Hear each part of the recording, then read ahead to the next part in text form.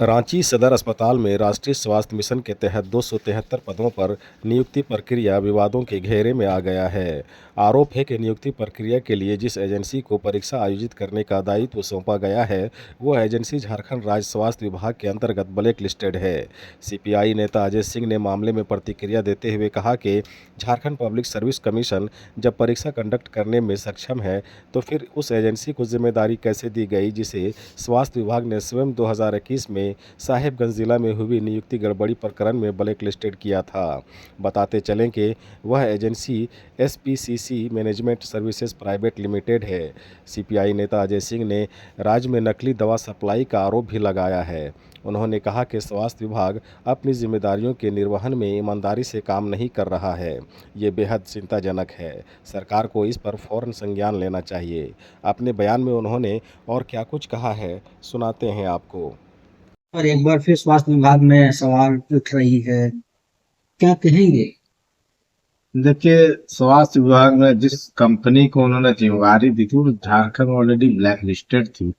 अब black listed कंपनियों को उससे पहले भी ब्लैक लिस्टेड रही, कई जिलों में उनको जो काम मिला था, तो 2022 से ही वो ब्लैक लिस्टेड कंपनी को फिर आपने उसको लिस्टिंग करके किस आधार पे? ये समझने की चीज है कि झारखंड में नियुक्ति घोटाला हो, ये लगातार बढ़ते जा रहा है। जो प्राइवेट आउटसोर्सिंग कंपनियां हैं वो अपने हिसाब से पैसों के बल पर झारखंड के लोगों को भी, झारखंड सरकार को भी बदनाम करती है, झारखंड के नियुक्ति प्रक्रिया को भी बदनाम करती है। ये कहीं न कहीं दर्शाता है कि ये कहीं न कहीं ऐसे लोग हैं जो एन केन प्रकेन पैसे के बल पर ये अपना इनरोलमेंट कराते हैं और पैसे के बल पर ये नियुक्ति का जो अभियान होता है वो चलाते हैं।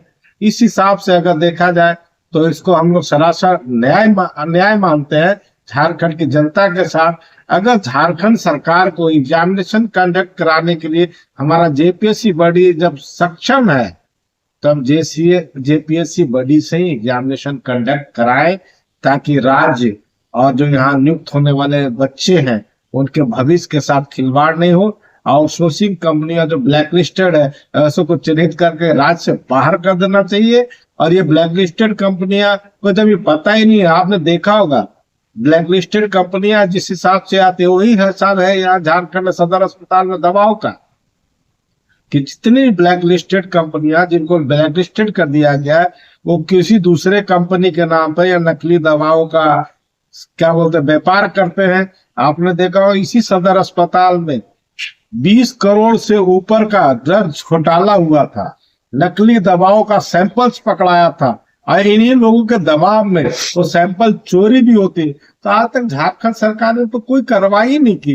तो सवाल है कि झारखंड की जनता के जन समस्याओं को लेकर आप गंभीर बनिए, यहाँ के नियुक्तियों को लेकर गंभीर भी है। और अगर नकली दवाओं का सेवन होता है इसके लिए जिम्मेवार यहाँ की पूरी स्वास्थ्य व्यवस्था होती है। तो मेरा साफ कहना, झारखंड सरकार एक दो श्वेत पत्र लाए कि जो भी दवाइयां सप्लाई होती है वो 100% प्योर दवाएं हैं, नकली दवाएं नहीं है।